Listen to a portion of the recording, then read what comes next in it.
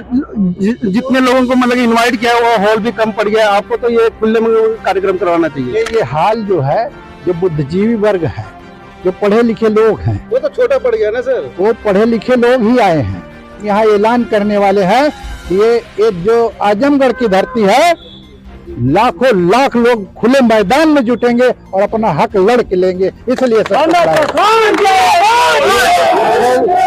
संगोष्ठी है, मगर फिर भी देखा जा रहा है कि मतलब जनता काफी आ गई है और हॉल काफी छोटा पड़ गया है। और ये जो कार्यक्रम होना चाहिए था वो कहीं न कहीं बड़े खुले मैदान में होना चाहिए था। इस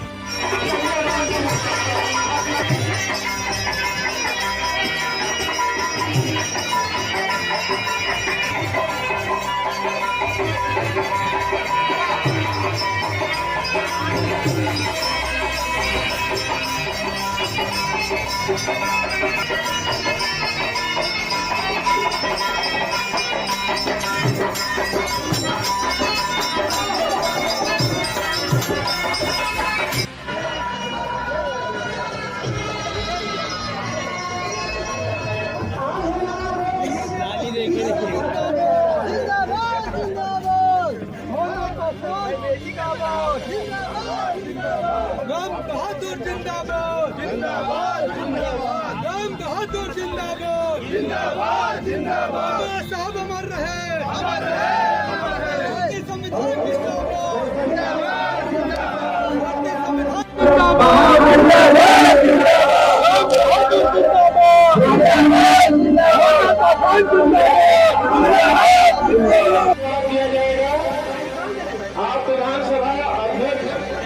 विधानसभा मंच की जिम्मेदारी लिए हैं अमृत सरोज जी, आप अध्यापक हैं और आप विधानसभा निजामाबाद के अध्यक्ष पद की जिम्मेदारी लिए हैं। आपके मंच पर आए।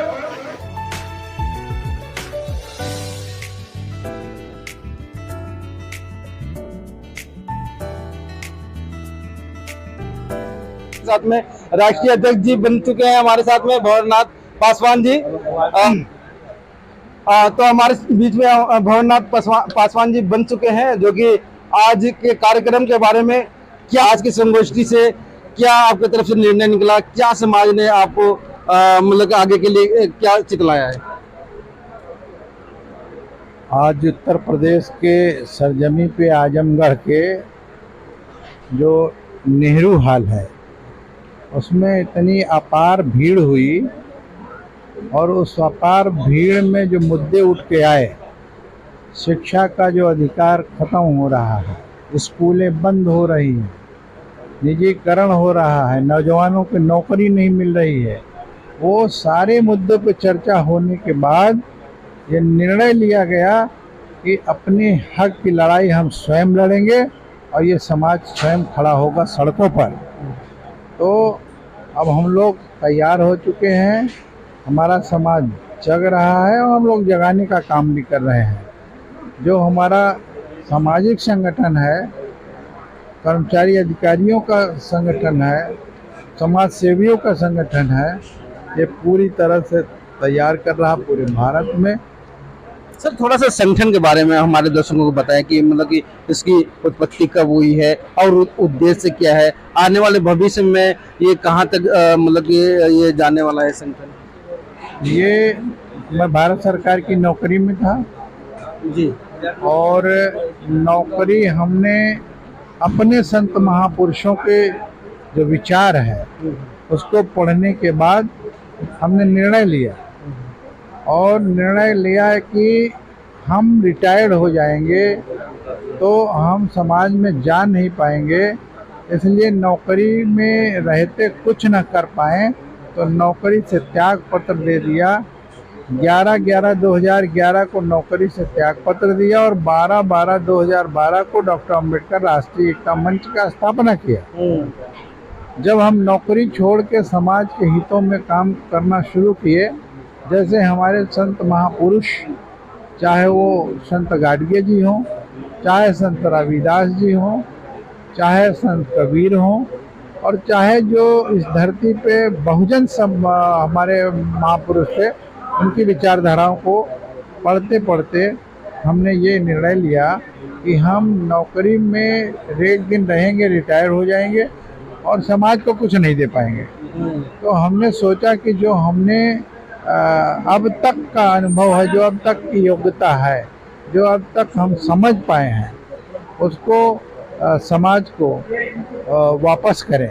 जैसा कि बाबा साहेब डॉक्टर अम्बेडकर ने कहा कि पे बैक टू सोसाइटी। पे बैक टू सोसाइटी का मतलब ये है कि जो आपने कुछ समझा, सोचा और जो गेन किया, चाहे वो नौकरियों के माध्यम से या सामाजिक कार्यों के माध्यम से, उसको पे बैक टू सोसाइटी, समाज को वापस करें। तो हम जन जन तक जाने लगे कि हम जाके जो दबे कुचले पिछड़े समाज के लोग हैं उनको शिक्षित करने का काम करेंगे और शिक्षा के माध्यम से उनको उस ऊंचाइयों तक पहुंचाना चाहते हैं जहां कि भारत के राष्ट्रपति पहुंचे हैं, प्रधानमंत्री पहुंचे हैं, हमारे यहाँ के मुख्यमंत्री पहुंचे हैं या IAS, IPS, डॉक्टर, इंजीनियर बने हैं। बिना शिक्षा के कुछ होने वाला नहीं है। इसलिए हम लोगों ने निर्णय लिया और काम करना शुरू किया। आज भारत के 26 प्रदेशों में डॉक्टर अम्बेडकर राष्ट्रीय एकता मंच का गठन हो चुका है और कार्य तेजी से हो रहा है। इवन अगर साउथ में हम देखें तो साउथ में 10-10, 15-15, 20-20 लाख इकट्ठा होने लगे।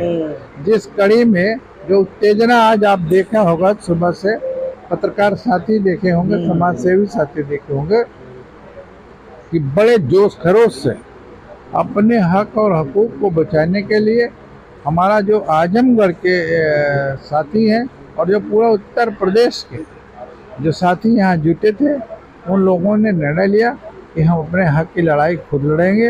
अब बाबा साहेब डॉक्टर अम्बेडकर यहाँ आने वाले नहीं हैं, इसलिए उनके विचारधाराओं को जन जन तक पहुँचाने के लिए जो संगठन बनाया था कि शिक्षा के अभाव में हमारा आदमी गुलाम हो रहा, हमारा आदमी भुखमरी के कगार पर जा रहा, इसलिए हम लोगों ने बड़े पैमाने पे इसको काम करने की कोशिश की।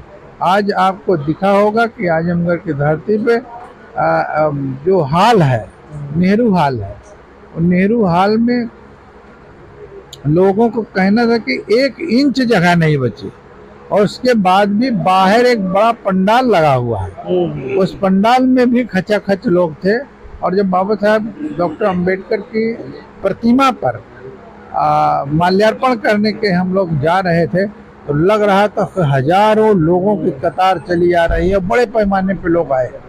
तो हम लोग चाहते हैं कि हम शिक्षा के माध्यम से अपने उस नौनिहालों को जो अबोध हैं, जो शिक्षा ग्रहण कर रहे हैं, उनको उन ऊंचाइयों तक पहुंचाने का काम करें। हमारा उद्देश्य है कि शिक्षा के माध्यम से जो भी कुछ हम बोल पा रहे हैं, और जब संविधान पर कुठाराघात होता है तो हम और हमारा समाज पूरी तरह से चिंतित है कि कहीं ऐसा न हो कि जो हजारों वर्षों से गुलामी की रेखा पे खड़े थे, अछूत माने जाते थे, बाबा साहब डॉक्टर अम्बेडकर इस धरती पे पैदा होके एक ऐसे डॉक्टर बने जो अछूतों को सछूत बनाने का काम किया।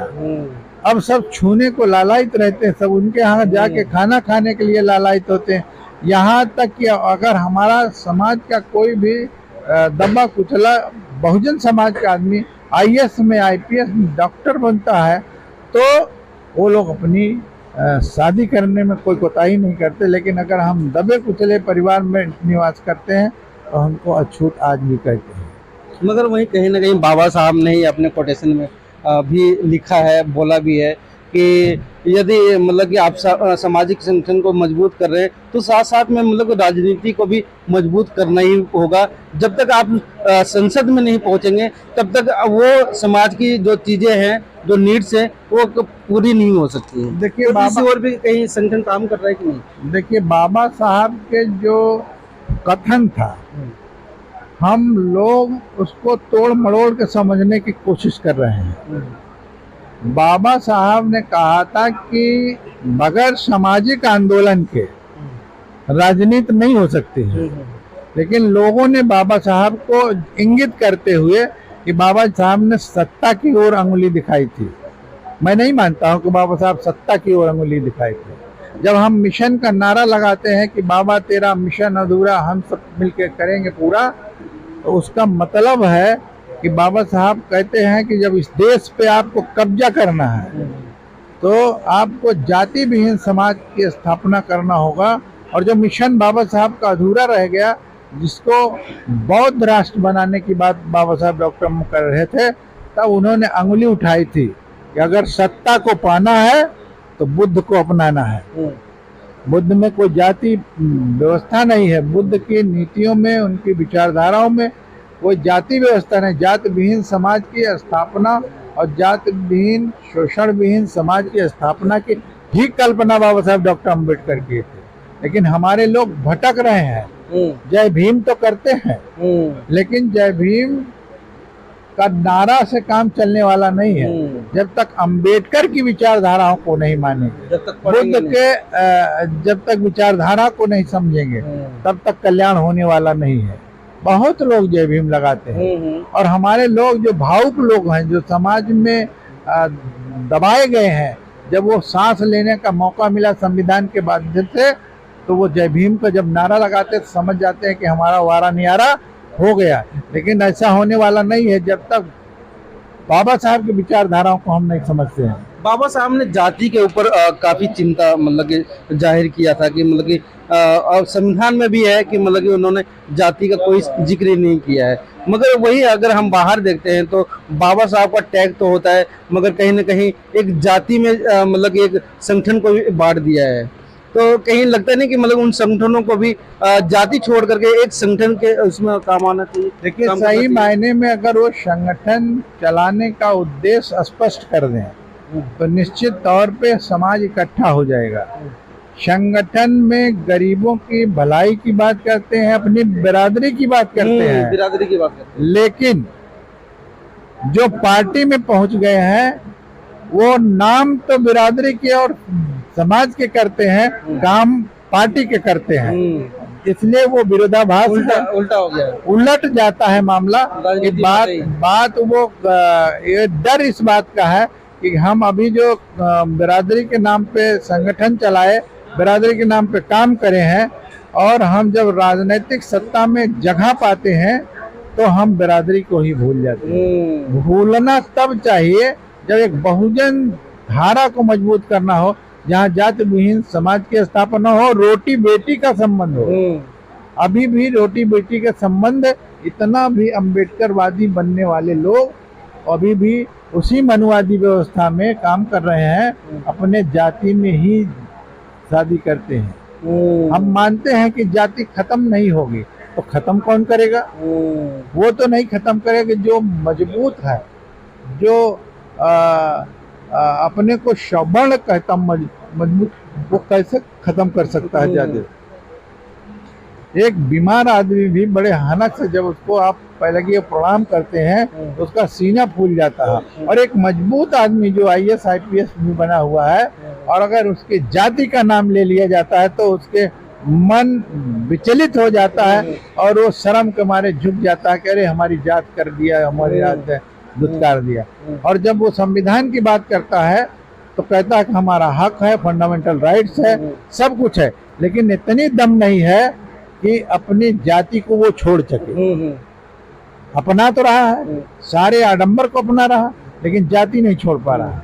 क्या होना चाहिए अगर वो देखिए, कैसे छोड़े? जाति तो हमारे जो संत महापुरुष हैं, संत शिरोमणि हैं, संत रविदास जी ने बहुत पहले, हजारों साल पहले कह दिया था कि जाति जाति में जाति, मतलब जाति जाने वाली नहीं है। जाति जब पैदा होता है आदमी तब से जाति आती है, और जब वो मर जाता है तब भी जाति नहीं जाती है।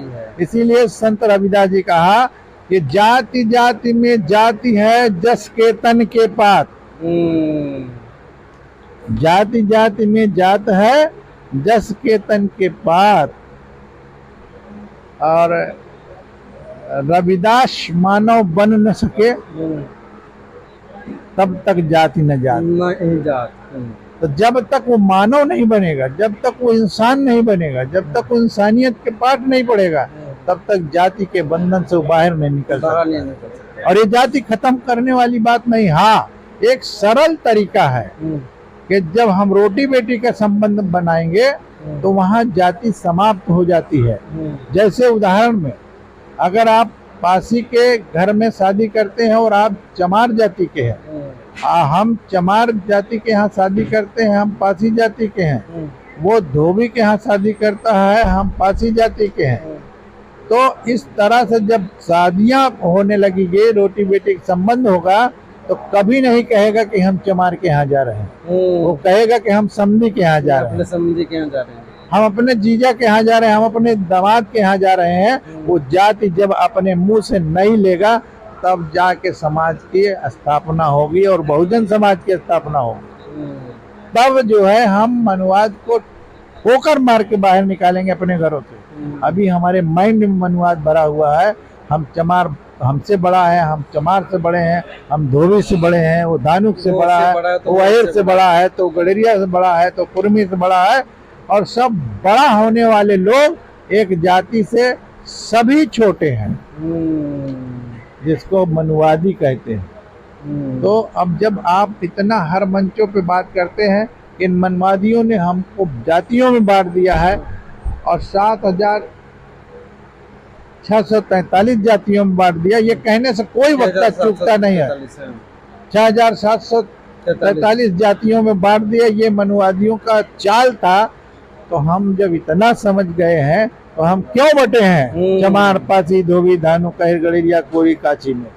इसलिए हमको अपने महापुरुषों का अनुसरण करना चाहिए, उनको धन्यवाद ज्ञापित करना चाहिए कि उन लोगों ने जो प्रयास किया था, जो बाबा साहब ने कहा था कि जाति विहीन, शोषण विहीन समाज की स्थापना हो और समता, समानता, बंधुत्व, भाईचारा हो, जिससे हमारा समाज मजबूत भी होगा, सशक्त भी होगा और सबल भी होगा और लड़के अपने कारवां को आगे बढ़ा के छीन लेगा जो कारवां। चलिए, अभी क्या डॉक्टर अंबेडकर जो राष्ट्रीय एकता मंच है, वो भविष्य में क्या मतलब कि करने वाली है और क्या इसके मतलब कि युवाओं को कितना फायदा पहुंचने वाला है? देखिए, डॉक्टर अंबेडकर राष्ट्रीय एकता मंच जो करना चाहता है वो पूरे समाज को फायदा होने वाला है, क्योंकि जब हम जन जन तक अपने महापुरुषों के कार्यों को प्रसारित कर देंगे और जैसे वो महापुरुषों के इतिहास को समझेगा, उनके कार्यों को समझेगा, उनके संघर्षों को जानेगा, उसको लाभ होना शुरू हो जाएगा। आप कुछ न करिए, सिर्फ बुद्ध के जो धम्म है उसको ही पढ़ लें। जो बाबा साहब ने संविधान दिया, हमारा जो ग्रंथ है, उसको ही पढ़ ले तो उसकी आधी समस्याएं खत्म हो जाती है।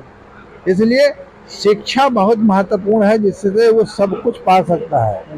तो हमारा जो फोकस है वो शिक्षा के माध्यम से पूरे देश में आने वाली पीढ़ी, नौजवानों को वो आगाह करेगी कि तुम अंधकार में फंसोगे तो गुलाम बनोगे, अगर पढ़ लिख के विद्वान बनोगे तो तुम्हारे रास्ते एकदम साफ होंगे, तुम दुनिया में जो चाहते हो वो कर सकते हो।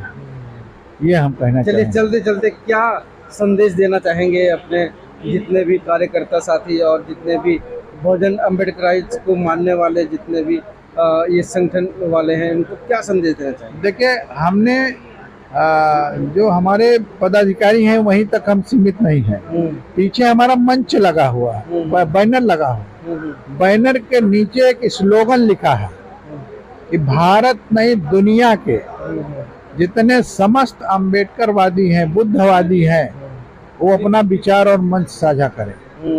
जिस दिन ये बहुजन समाज आपस में बैठ के चर्चा करने लगेगा, चाय पीने लगेगा, उस दिन दूसरे का दिल दहलने लगेगा और वो कांपेगा कि भैया अब तो सारे एक मंच पे आ गए हैं। इसलिए बड़ा सोच समझ के हमारे साथियों ने पूरे भारत में डॉक्टर अंबेडकर राष्ट्रीय एकता मंच बनाया।